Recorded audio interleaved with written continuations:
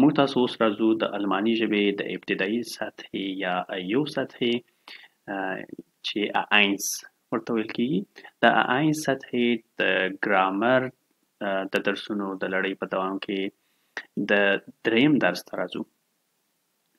د دریم درس عنوان دی زموږ تاسو ساتس راهمن، یعنی ساتس جملې ته وایي، راهمن چوکاټ، ساختار یا سټرکچر ته ویلی شو. سټرکچر د جملې او بل دی په دې کې په قوس کې موږ لیکلي دي چې Position von Verben in verschiedene Sätze. Position موقعیت ته وایي، von Verben یعنی د فعل موقعیت، in verschiedene Sätze په مختلفو جملاتو کې. موقعیت د فعل په مختلفو جملاتو کې Position موقعیت ته وایي. von معنا په، Verben د افعالو، in verschiedene Sätze، verschiedene مختلفو ته وایي په مختلفو Sätze جملاتو کې. Sätze جمع د Satz ده، یعنی د جملې د یوې جملې جمع جملات. ښه، لکه په تېر درس کې موږ تاسو وویل چې موږ تاسو اوزاګې Sätze مو ویلې، یعنی بیانیه جملات، او بل موږ تاسو Satzfragen وویلې، سوالیه جملات مو وویل، او د هغې سره هغه مو وویل W-Fragen یا W یا W سوالونه. اوس راځو دلته همغه ډول یا شکل د جملاتو دی، خو د فعل موقعیت موږ تاسو پکې هغه کوو، تعیینوو، یا د فعل موقعیت زه تاسو ته پکې درښیم، یا د فعل موقعیت پکې تشخیصوو چې په کوم ځای کې فعل استفاده کېږي. موږ تاسو په یو جمله کې یو جمله که هغه اوزاګې Sätze یا یعنی بیانیه جمله یي، که هغه W-Frage یي، که هغه مثلا Satzfrage یي، یعنی په دې کې موږ تاسو ګورو چې یو فعل پکې استفاده شوی، که دوه فعله پکې استفاده شوي دي. که چیرې یو فعل پکې استفاده شوی د فعل په مثبته جمله کې یا منفي جمله کې د فعل موقعیت چې دی همیشه دوهم ځای، که چیرې یو فعل استفاده شوی، یعنی همیشه په دوهم موقعیت کې قرار لري. لکه مثلا د مثال په ډول دغه جمله کې دلته موږ تاسو لرو Ich stehe. Stehe چې دی دلته دا فعل دی، aufstehen دلته ما فعل لیکلی چې فعل aufstehen دی، دلته stehe دلته استفاده شوی او auf یې اخر ته تللی دی. دا بعضې فعلونه موږ تاسو لرو چې هغې ته جدا کېدونکي فعلونه وایي، یا separable trennbar یا untrennbar Verben ورته وایي. trennbar یعنی جدا کېدونکي فعلونه.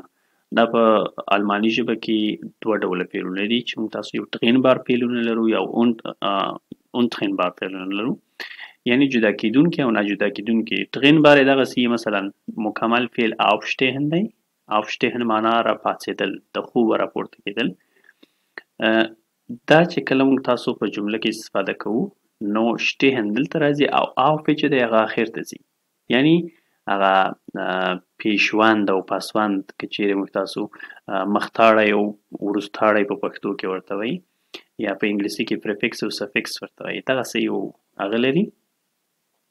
یعنی دلته چې دی مین اصلي فعل دلته استفاده کېږي او هغه مختاړی چې دی یا پریفکس چې دی یا پیشوند چې دی هغه آخر ته تللی دلته. نو د موږ تاسو مقصد په دې ځای کې Position von Verben دی.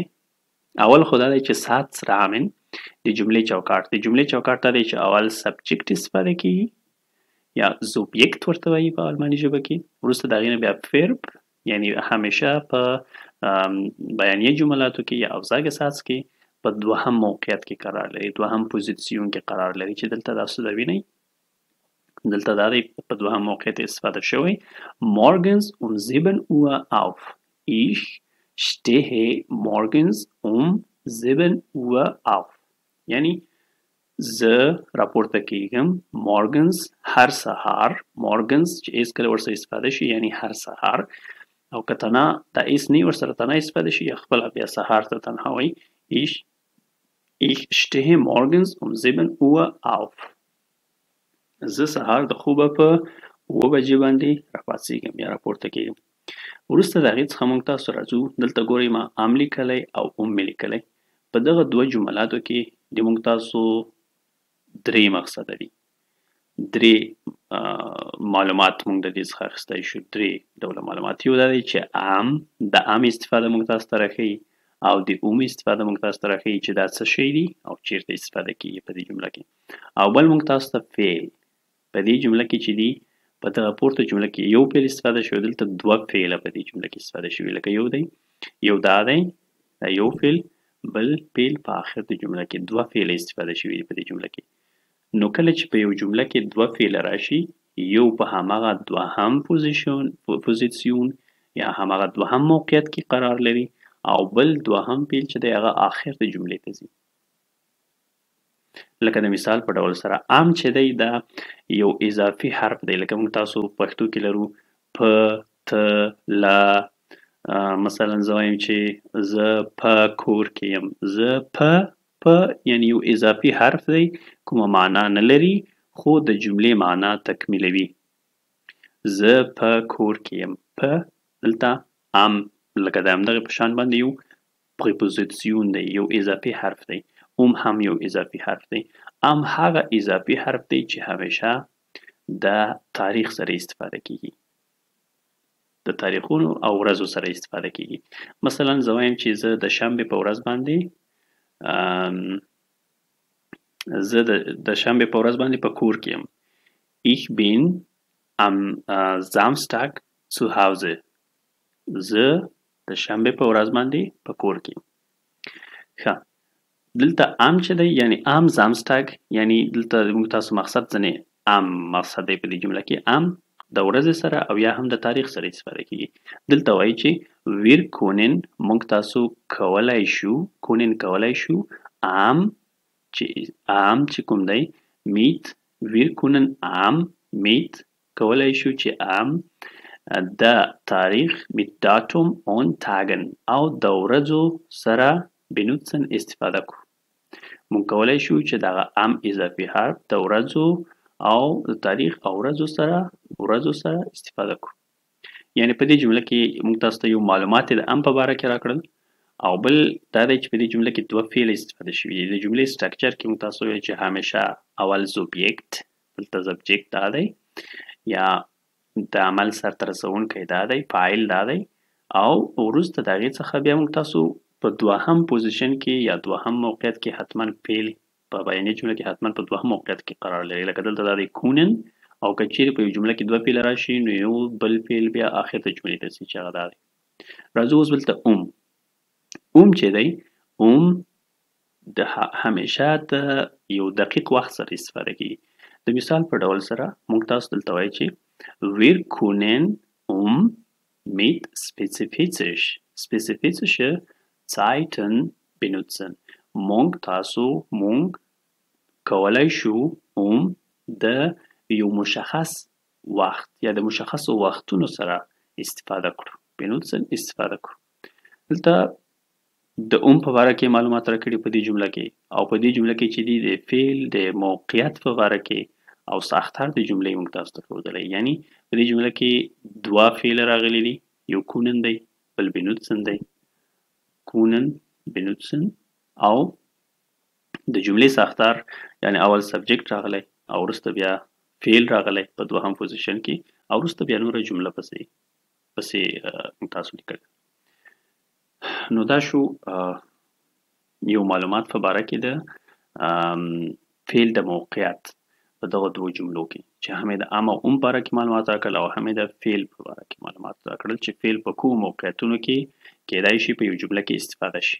بل راځو دلته موږ تاسو وایي چې د مثال zum Beispiel sit معنا zum B معنا Beispiel. دا B کوچنی لیکل کیږي، یا sit چې دی دا کوچنی لیکل کیږي او B په غټ حرف سره لیکل کیږي. یعنی zum Beispiel د مثال په ډول سره for example چې موږ تاسو وایي په انګلیسي کې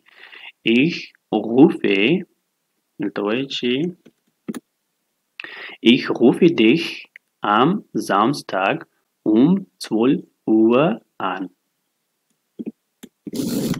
ښه دلته موږ تاسو ګورئ دلته رو چې موږ په دې جمله کې یو فعل لرو خو په دې کې موږ am او دواړه استفاده کړي دي یعنی د هغې د دغه پورته جملاتو چې کوم معلومات راکړي وو په دغه جمله کې هم دا معلومات عملي کړي دي لکه مثال په جواب سره ich rufe dich am موږ تاسو دلته پورته ویل چې د ورځو سره استفاده کیږي او یا هم تاریخ سره دلته am Samstag د شنبې په ورځ 12 Uhr موږ تاسو دلته ویلي چې د سپیسیفیک Zeiten سره استفاده کیږي د مشخصو وختونو سره دلته مشخص وخت 12 بجې دي 12 Uhr an دلته بیا هم د انروفن دغه ان چې دی د انروفن ان یې دلته لیکل شوی او دغه روفن برخه چې ده دا دلته لیکل شوی صحیح شو او دغه شخصي ضمیر سره یې تغییر کړی ich rufe ویل کیږي هغه بیا وروسته وایي چې